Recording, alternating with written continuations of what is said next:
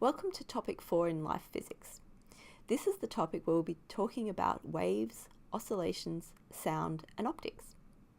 Up until this point in the course, we have only considered processes that have a clear beginning and end, i.e. a ball falling from a specific height or a block of ice being heated that has a clear start and end temperature. But now we come to the physics that describe processes that repeat over and over, i.e. that have some type of periodic element. Examples include a pendulum clock keeping time, a boat bobbing up and down on the ocean, a giraffe walking, and an earthquake propagating through the ground, or your eardrum vibrating as it detects sound. These are all systems that require some understanding of the physics of waves and oscillations before we can attempt to describe them. The fundamental idea for an oscillating system is that you require some force in action to push the system back and forth. We have already covered such a system in mechanics with Hooke's law, so we'll first revisit this. You may recall Hooke's law as relating to springs. Within a certain range of deformation, the extension of a spring is proportional to the force applied to it.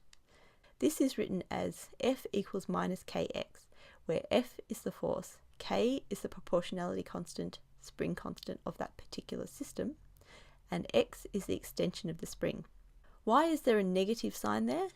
F is a restoring force, as it causes the object, the mass on the spring, etc., to accelerate back towards the equilibrium position. You should also recall that Hooke's law is not just for springs. This is much more a universal description, and it can be applied to materials that undergo elastic, not plastic, deformation.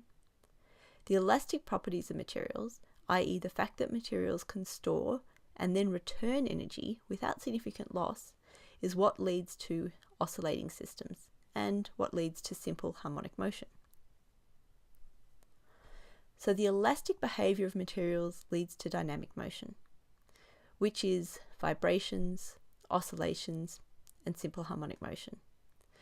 Examples of this are molecules vibrating, pendulums, and masses on springs. To keep such forces moving, so the periodic motion is repeated back and forth, the system needs a restoring force.